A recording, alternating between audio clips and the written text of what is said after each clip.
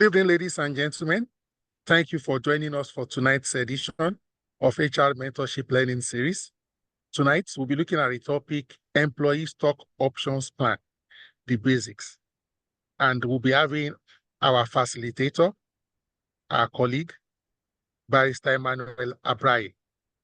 I'm never tired of reading his profile so that we can get to know him and also pay rapt attention to him. Emmanuel Abraye is a senior associate within the Dispute Resolution and Labor and Employment Practice Group at ALEX. He was called to the Nigerian Bar in 2015, and he has over 8 years' experience in civil litigation, labor, and employment advisory.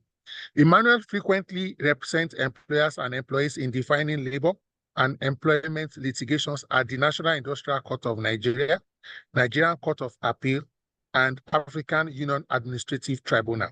He also handles commercial litigations in Nigerian High Court, Court of Appeal, and the Supreme Court, respectively.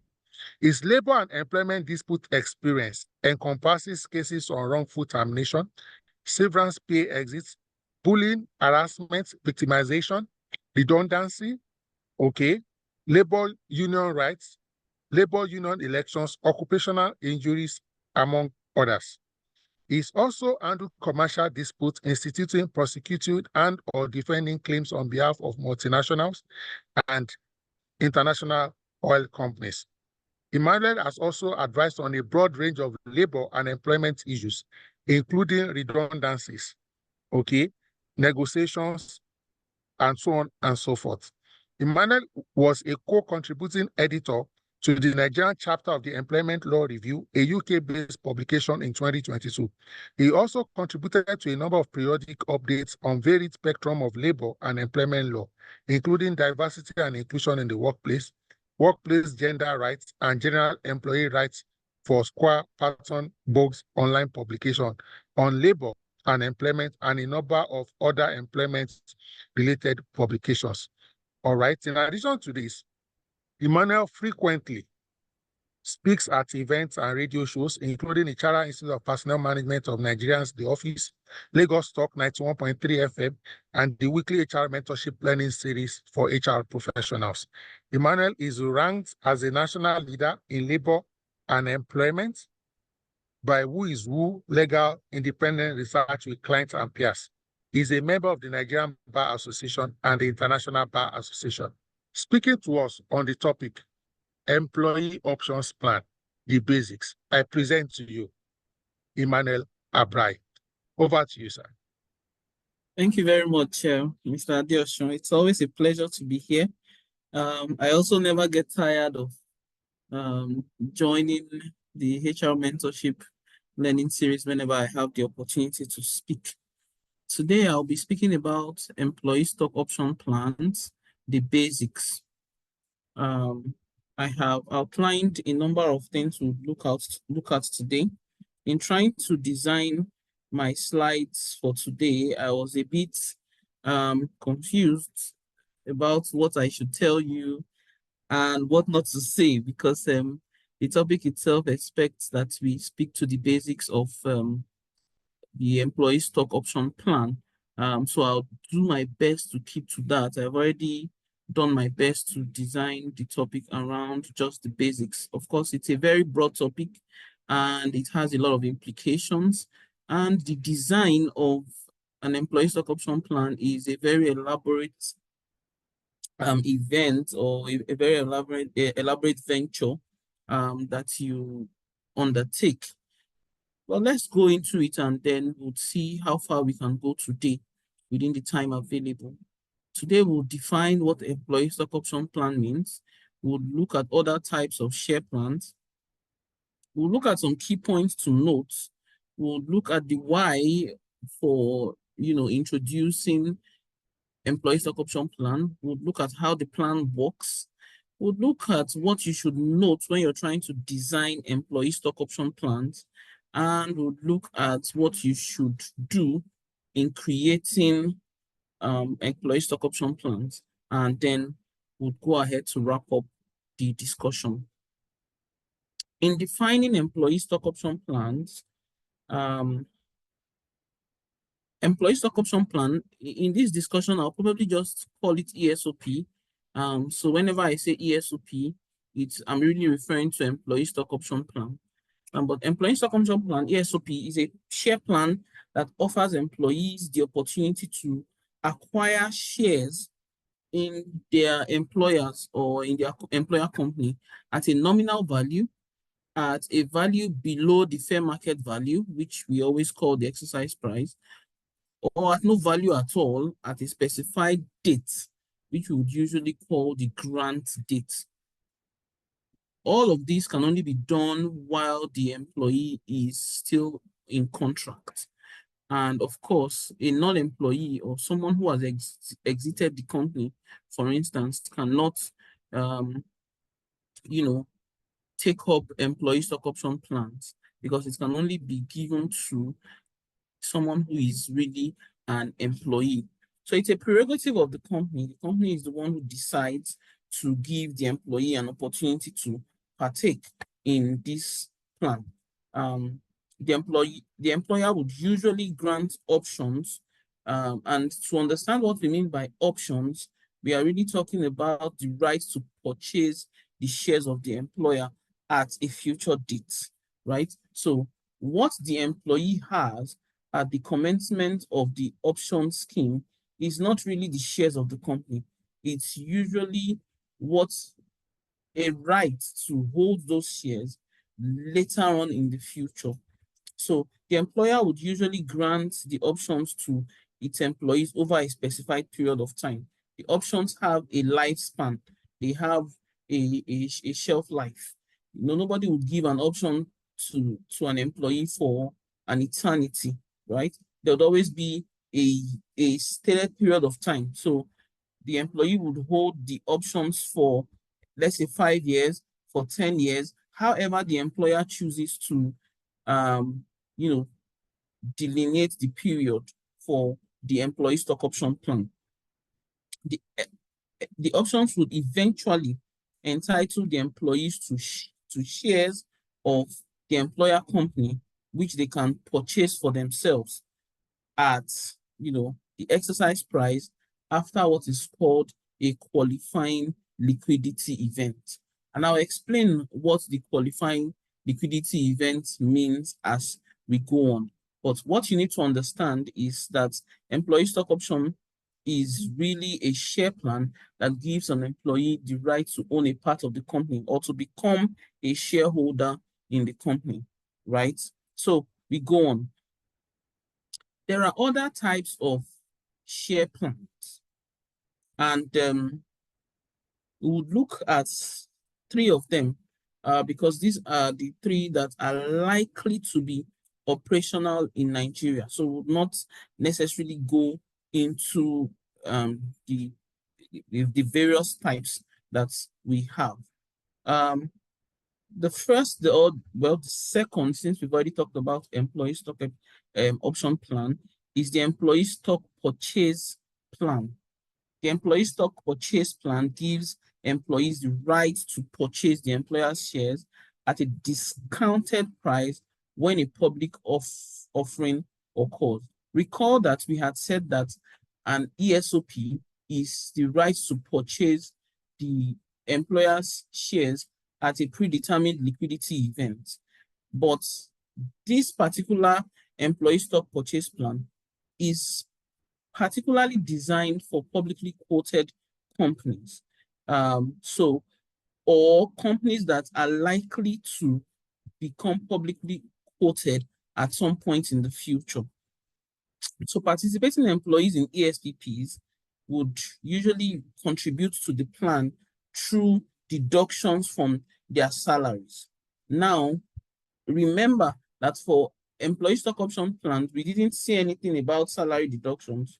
We just say it's usually an offer that is made to an employee which will entitle them to purchase shares at a future date. But participating employees in an employee stock purchase plan will usually contribute to the plan by deductions from their payroll over an intervening period of the offering date and the purchase date. So between the dates that they are offered the employee stock purchase plan and the date of the purchase of the actual shares of the company at the public offering, there will be deductions to the employees' salaries to meet the payments of the ESPP or of the shares at the public offering. We also have stock appreciation rights, right? Which I would for short call SARs or SARs. SARs are a type of share-based compensation that are payable to participating employees in cash or shares at a future date, depending on the increase in the share price over a defined period of time. So basically, this is tied down to whether or not the share price of the company appreciates in the market. You also have restricted share unit plan, which is a form of stock-based employee compensation and are restricted during a vesting period that may last several years, during which time they cannot be sold.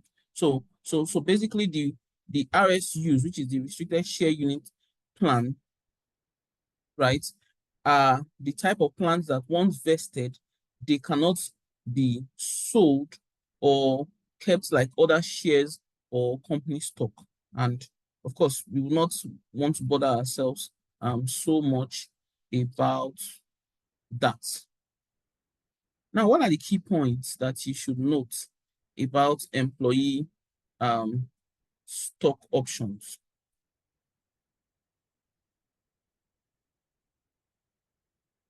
The key points to note are what I'm about to share with you. Selected employees should be given a grant letter, which must include a statement of the options that are awarded to the employees. The HR should then ensure that the employees sign and return the letter to you before the options are granted. This is usually because the employees have the right to refuse the options that are granted. Maybe I should also still track back to further explain ESOPs so that no one is lost.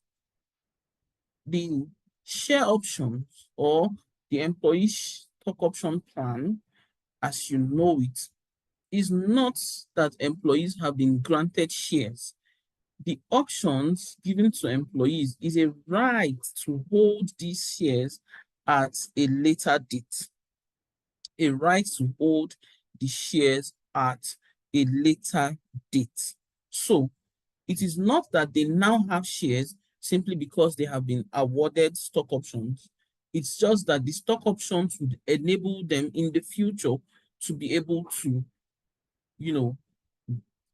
buy the shares or purchase the shares or be awarded the shares. Don't forget that we also said that it would be at no value at all. So selected employees, the key things to note is that selected employees should be granted a letter which must include a statement of the options awarded. Now, as we go on, when we talk about designing your share options, you'll see what I mean by the options awarded. There'll usually be an amount of shares of the company that have been dedicated for the share option plan, and there'll usually be a number of share options or stock options per share, right? So that grant letter would state the number of the stock options per share. Now, once an employee has signed the award letter, they should be granted a share option that will be awarded to them and issued with a share option certificate. Again, we'll still talk about the documentations that would follow the grant of a share option. A share option award will give the employee the ability to purchase shares in the company for a set price, which may be lower than the market price if certain events occur, or which may be higher than the market price, right? An expiration date must also be set after the grant date for expiration of the options. Moving on, why should you introduce ESOPs? Why introduce ESOPs? It's because your company's success actually depends on attracting retaining and motivating your key employees. If you're not attracting key employees, if you're not attracting employees that are capable, right? Employees that are high performance, you might struggle. Now, stock option plans are a reward scheme that allows you to attract, retain, and motivate your key employees. Moving forward, employee stock option plans also provide a future reward package that may keep employees for a long time. So it's just like, you know, ESOPs. With ESOPs, you create a goal for an employee and you say that, look, there is this plan that is available to you, right? And you would get this at this particular point in time.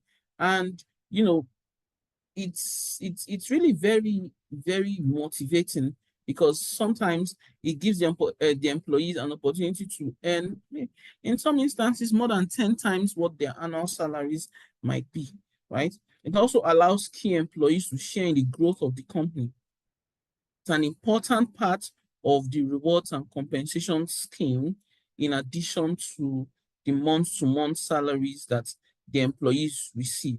And it gives the employees an opportunity to own parts of the company. They share in the growth of the company, and they eventually own a part of the company.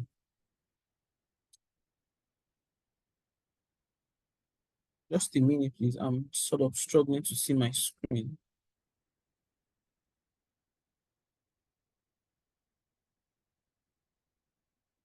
Okay, so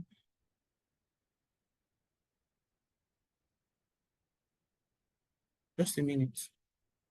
All right, so we've looked at why introduce ESOPs, and now we're going to look at how the plan actually works. So now, how does the plan itself work?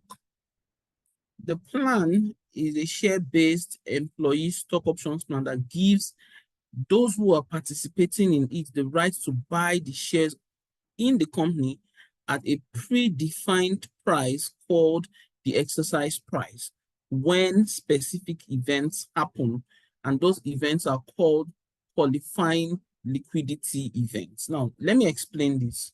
When you issue ESOPs or employee stock option plans, at the point of issuance, there would be a defined price, which is the price at which the employee would exercise the purchase of the option when a qualifying liquidity event occurs. Now, let me explain qualifying liquidity events. Qualifying liquidity events are the events that would vest the options on the employees. At that point in time, they have the rights that cannot be taken away from them to purchase the shares in the company. So sometimes some company would say the qualifying liquidity event would be if we go public, if we get listed, or if we get quoted on the floor of the Nigerian Stock Exchange. Or sometimes some employers would say the qualifying liquidity event would be either of if we are purchased by another company, or if we get quoted on this floor of the Nigerian Stock Exchange, or if simply saying if we become publicly quoted, right? That becomes a qualifying liquidity event, in which case those options would have vested and they would have entitled the employee to buy a particular number of shares, which you have already stated in their award letter, because the award letter has the number of shares or option to shares. So if, for instance, you say 20 options entitle you to 1 share, right? And this employee has been granted 2,000 options, is then a matter of dividing 2,000 by 20 to get the amount of shares that that employee would be entitled to at the qualifying liquidity event. Now, when employees buy shares through the plan at a qualifying liquidity event, they are exercising their options. So exercising the option, as you must have heard, is buying shares through the ESOP at the qualifying liquidity event or upon the occurrence of the qualifying liquidity event. The plan is usually designed to reward the employee if the value of the company increases over time. Mind you, the fact that an employee has options doesn't mean that there might be a financial gain to it. Sometimes there are losses as well. So the options itself determine or depend on whether or not the company is successful or the company's value increases. If at the time of the qualifying liquidity event, the fair market value of the shares in the company is above the predefined exercise price, the employee will be entitled to buy the shares at a price that is lower than the market price. This is what would enable the employee to make profitable gain or profit from the sale of his option. Now, this gain that employee makes is usually subject to capital gains tax. So the employee will be subject to pay tax on the profit that they have made from the options that they have now purchased. Once employees exercise their options, they would own the shares and realize any future gains or losses in value as long as they hold the shares. Moving forward, now we're going to look at how to design your employee stock option plan. Of course, don't forget that we said this is the basics. Probably HR mentorship learning series might want to look at having a deep dive into it, in which case it would be probably like a master class to look at how to, really design your employee stock option plan and to, draft the necessary documents that are involved, and also to design the statement of options, which would usually involve some very serious calculations to determine certain parameters, right? But for today, I would just state the basics, which of course can help you in, designing your stock option plans. Now, you have to start by confirming the company's readiness for the scheme. This is very important. Whether or not the company is ready is very, very important. Sometimes some companies just go ahead, design employee stock options plan, knowing that they are not ready for the plan, and then it gets messy down the line when the qualifying liquidity event has occurred, and they do not have the wherewithal to, enable the employees exercise their options. And then people go to Twitter and then they start dragging the company. I don't want to name names, but of course we've witnessed certain occurrences, like that, which, can, make it very clear that the company from the start was never ready for the scheme. Now, you as HR, or whoever it is who is designing the plan, the ESOP for your company, must study the company's shareholder agreement, the share purchase agreement, or other incorporation documents of the company to determine the number of shares that are available for the scheme. So the incorporation documents to look at are the memorandum and articles of association of the company. The articles of association and the memorandum of association would usually contain the number of shares that have already been allotted by the company, right? And the articles of association would contain any restrictions to how the shares are to be treated. So studying these documents, the shareholders agreement, the share purchase agreement, if there have been new investors in the company, and the memorandum and articles of association of the company, would help you determine if there are even shares at all that are available for the scheme, or the number of shares that are available for the scheme. Sometimes you would find in trying to design employee stock option plans that the shares of the company are fully allotted, which means that there are no shares, available for the scheme. In which case, sometimes you would have a situation where some of the shareholders would agree to relinquish some of their shares for the scheme. right? And, there are some other, intricacies to this, because sometimes someone then might have to hold those shares in trust and relinquish voting powers to those particular shares. So then there might be the need to prepare maybe a bed trust deed. Okay, let me not push you too far into that, but it's sorry, I'm getting very excited, but it's basically, all of the things that must happen to determine whether or not the company itself is ready for the scheme, right? Now, you also now have to determine the qualification metrics. Sometimes some companies might just decide that, well, if you're an employee of this company, you are entitled to ESOPs. And so employee stock option award letters, grant letters, statement of option, award letters would usually be given to that employee upon employment. In some companies, it is not like that, right? They want you to work for a number of months, or for some companies, they'll decide that, well, you'll only be entitled to this upon your confirmation. Some companies will say you'll only be entitled to this when you clock 1 year at the company. Whatever it is, it's purely at the discretion of the company to determine what the qualification metrics should be and how the employees will qualify to participate in the plan. You'd also have to determine what the content of the grant letter would be.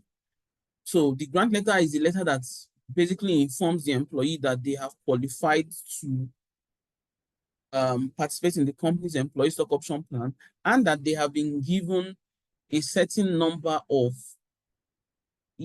options, right?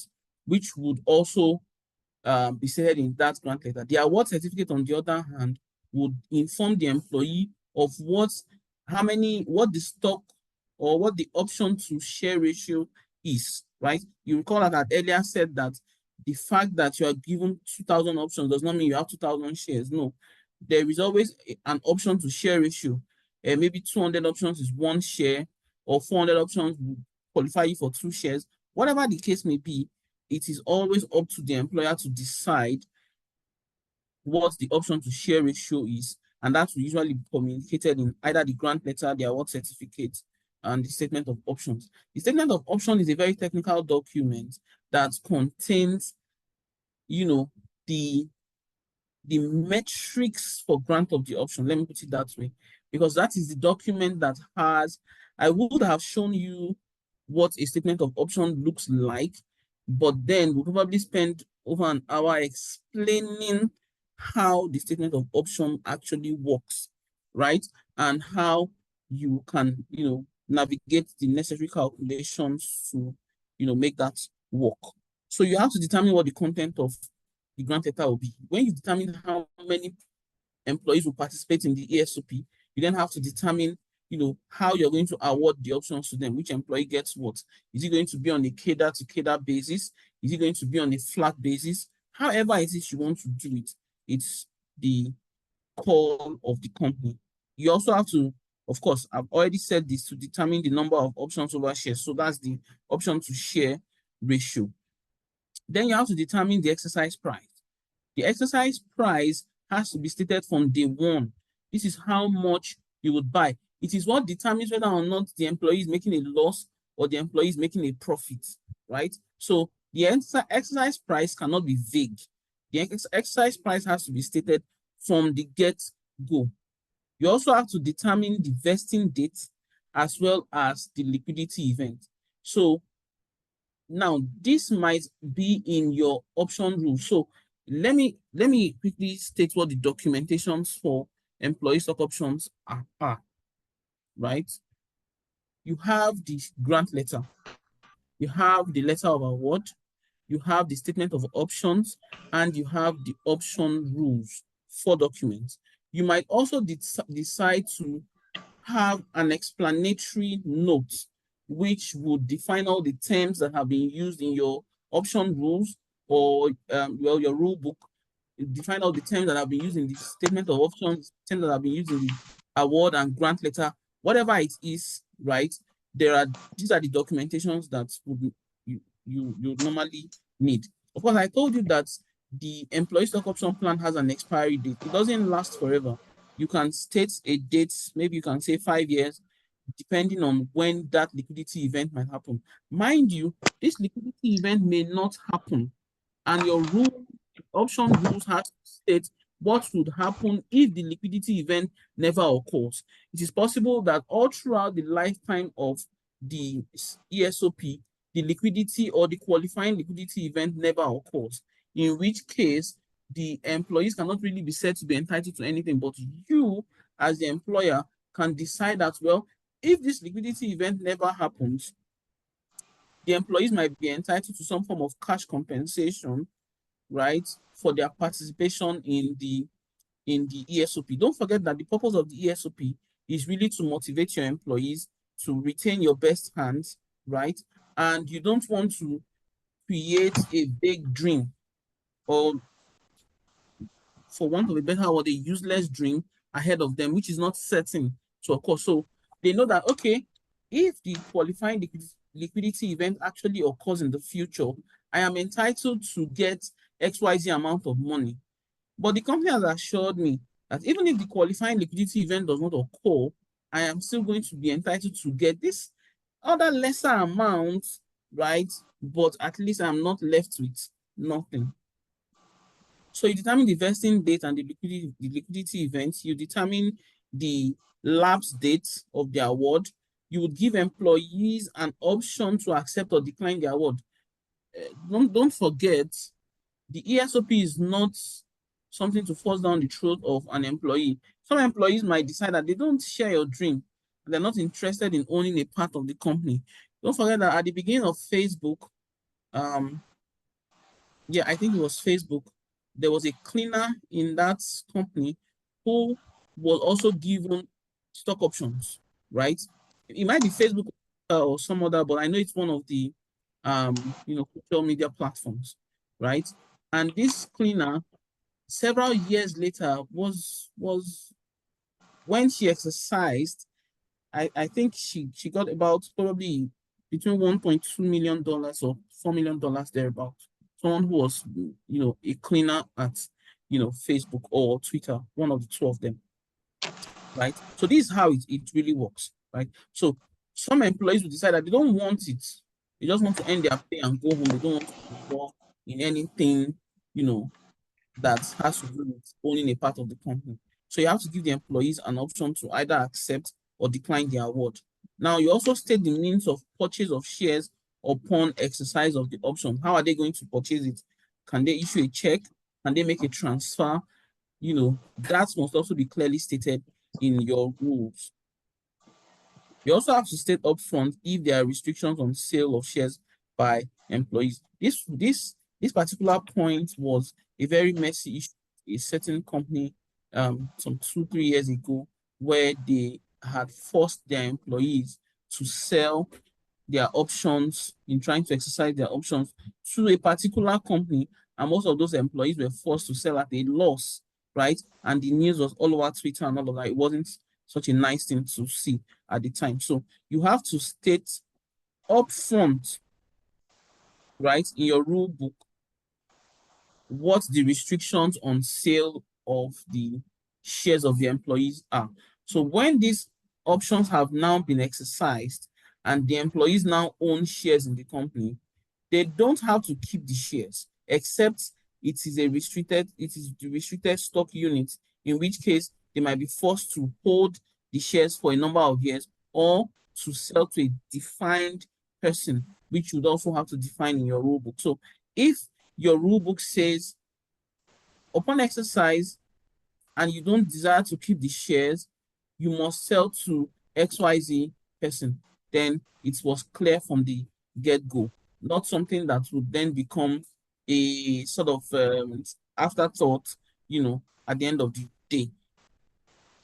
Then you also have to determine what happens to the options of a bad leaver. Now, sometimes employees who are leaving a company, you might have some persons who are good leavers, you might have some persons who are bad leavers, and you might have some persons who are no fault leavers. The good leavers are the ones who have just resigned. They have something else they are going to do, or they're moving, to some other company. Whatever the case may be, they are good leavers. They've not done anything wrong. you have the no-fault leavers who are leaving on account of maybe there's been a redundancy that has been declared, right? And then you have bad leavers who are leaving because they have been terminated for cause, right? Or they've been terminated on account of a disciplinary action that has taken place, right?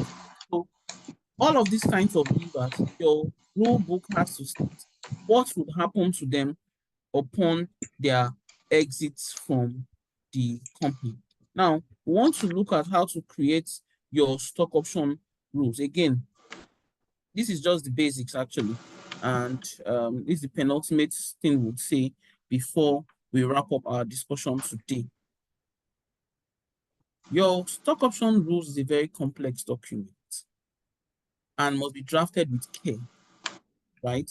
And to take into cognizance all possible events that could occur during the life of the share option scheme, right? It must contain the following. It must contain the terms of the grant and the rejection of the grant. How do I accept this grant? How do I reject the grant? What are the terms of the grant itself? This must be stated. The transferability of the options. Can I transfer my option and at what price? Can I transfer my option from one person to the other upon my exit from the company? Or am I restricted from transferring? This must be stated clearly in your rule book. Then the rules of vesting or exercise must also be clearly stated in the rule book. I had said this earlier on, right? Rules for leavers must also be stated. Then you have to call your options or to exercise your options upon your exit or upon termination, right? Has to be stated. Would there be cash alternatives? Like I had said earlier on, sometimes the qualifying liquidity event may not happen, right? So would there now be cash alternatives in this wise? That must be stated, right? Now, the share rights, what will be the rights of the employees upon the vesting of their shares and the exercise of their options? This must also be stated. What will be the rights that they will acquire now as people now own a piece of the company, right? Now, this is also very important. The rules for determining the fair market value must also be stated in your rule book. It's not just going to, because this is something that can be manipulated. So the employees have to know ahead of time what are the rules for determining fair market value. Then, of course, the adjustment of the options. So you'll find out that with time and as the scheme proceeds, there is the likelihood that many things will change in the market and the options might have to be adjusted accordingly. Now, all of the things that would make for adjustment of the options must also be stated in the rule book. And if there are any limits to the plans as well, this might have to be stated. Now, this is just a sneak peek into what ESOPs are all about and how you can create ESOPs and what you would have to, the kind of documentation you would have to have.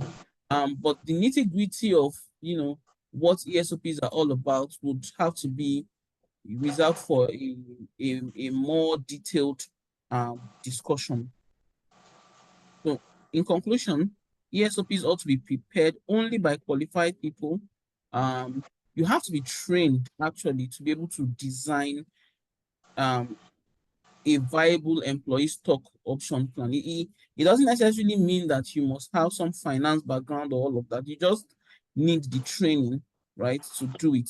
And the company must ensure that it has what it takes to provide the options to the employees, especially when it's time for the vesting and the exercise of this option. And of course, companies must deal fairly with the employees. Don't create employee stock option plan when you know that you have absolutely no desire to go through with it. Don't create employee stock option plans when you have no desire to go through with it. You must ensure that you actually intend to go through with it. It's one other thing if the qualifying liquidity event must be something reasonable that is likely to happen. That it did not happen is a different thing, but it must not be a vague event. You cannot fix the qualifying event as the rapture, for instance. You don't have any control over that. You cannot fix a qualifying event to be something that is not, determinable. So, qualifying liquidity event must be something that is foreseeable, right? In the near future. So companies must deal fairly with their employees in all of this. So basically, this is just the basics of employee stock options plan. And I hope I have been able to at least give you an idea of what the stock option plan is all about. So this is where we'll stop for today. So thank you very much, everyone.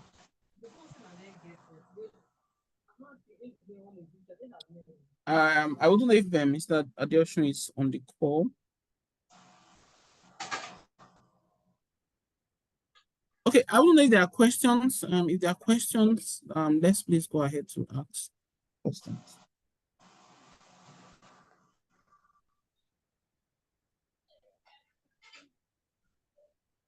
I'm also looking at the chat box. I don't think I've seen any question just yet. Thank you for the kind compliments. All right, someone has asked that I should elaborate more on the vesting period. So vesting as a concept, right, is the point at which the options move from just being. So for instance, you have a situation where a company says, okay, we have awarded you this number of shares. These shares will not vest until you have spent 3 years with the company, right? So it will then take 3 years for the options to vest, in which case it can now be said that this employee now owns these options. The vesting of the option and the exercise of the options are two different things. Don't forget that what you're trying to use the ESOP to achieve is the retention of your staff, retention of good hands, retention of the persons that you have determined are qualified to participate in the ESOP scheme itself, right? So now, having determined that they are qualified to participate in the scheme, you now want to keep them for a number of years. If anybody leaves before vesting of the options, it means that they have forfeited the options, right? So if, for instance, you have designed an ESOP and the vesting period is 3 years, it is possible that the qualifying liquidity event can happen before the vesting of the shares. Your rules will determine what is going to happen if that occurs, right? But if the qualifying liquidity event is further away from the vesting of the shares, right? The vesting of the shares will now is like, now your options have now matured. Sorry, not shares, options. Your options have now matured. You now own these options. It has now vested over the course of so and so number of years. That's different from exercise. Exercise can only occur at the qualifying liquidity event. So I don't know if you now understand what vesting is. So the vesting period is different from, the qualifying liquidity event. You just have to have a period of time. So sometimes your company, let's say your company is a startup, right? And you are, maybe you're pre-revenue or you're in the revenue stage, right? And you want to ensure that you have the hands that you need available to get the company from point A to point B. You have looked at it and you determine that, okay, it's going to take us about 3 or 4 years to do this. You create ESOPs, and say, look, ESOPs, these options will vest in another 3 years. It means that in 3 years, don't forget, these people are still earning their salaries. This is not their salaries, right? This is just an additional compensation for them, right? So you say, okay, it's going to vest in 3 years, right? Now, You've kept them for those 3 years. The options vest. Once it vests, they own those options. What they're now waiting for is the qualifying liquidity event. So you then determine how you issue your, so the award letter now, for instance, would usually be issued upon vesting.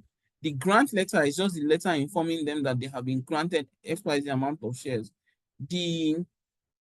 Some people might choose to do all this at once, so, and give the grant award letters ahead of time. But I mean, it's usually better to wait until the vesting and then issue that as well.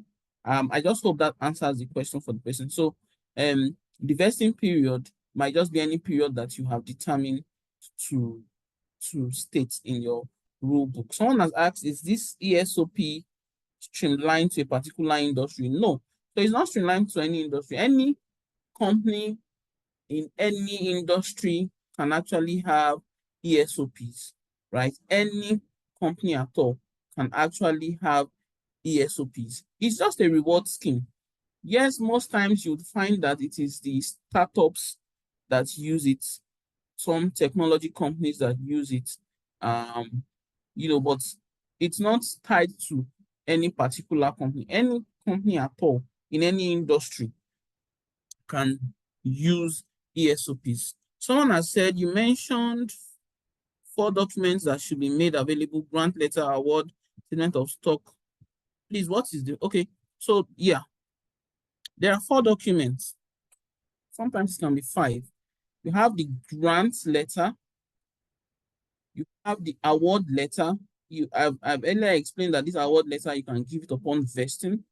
You have the statement of options, and you have the option rules. The option rules. You can then add a 5th document, which might be an explanatory guide. That explanatory guide would be the document that defines all the terms in your option rules, in your grant letter, and your award letter, and your statement of option rules. So maybe subsequently, we might have a session where we would take a deep dive into these documents, and it's not going to be a 1-hour session. It has to be probably a full day's event where you would also then learn how to draft all of these documents, and of course the calculations that go into preparing, for instance, the statement of option and the rest of them. If there's no further question, I'll hand over to Mr. Dioshun. Thank you so much, Barrister Braye. That was very excellent. Just to reiterate, just for emphasis, that one of the things HR professionals are faced with today and in the past is the need to retain employees, employee retention. You want to retain them so that they can continue to serve and add value to the organization. One of the benefits employee stock option has is that it typically holds employees much longer than they would probably have wanted to stay, because there's a vesting period. You have had Barrister mention maybe 5 years, whatever period. Again, in addition to employee retention, because it is also more or less conferring some form of ownership, even if it is at a later date. So you know that what you are going to own in 3 years' time or 5 years' time, the what you are part of the team working right now today. So you are going to go the extra mile. You are going to serve diligently, be creative. If you see something that is not going well, you will blow the whistle. You won't say, I don't care. Why? You know that if this company goes down, your investments or potential investments will go down. So this sense of ownership, entrepreneurship, like a shareholder, it also fosters it. And this is one of the reasons why we agreed with Barrister Emmanuel to have this topic, so that you can, think about it. And when they tell you that, oh, what other option? It's not everything that will always be increase salary. That's fantastic. But increased salary can, for example, be part of your short-term incentives, while something like this stock option can be part of the long-term incentives. I want to thank you most sincerely for doing yet another excellent job. We'll be back. We'll give you 1 or 2 months to, take a breather, rest. But sir, God willing, sparing our lives, we'll be back. Ladies and gentlemen, thank you for joining tonight. We also do appreciate everyone that takes the pain to join our live sessions. We also, of course, love the people who watch on the YouTube channel at a later date. This will be uploaded tonight. Ladies and gentlemen, it has been fun having this session. Good night, everyone.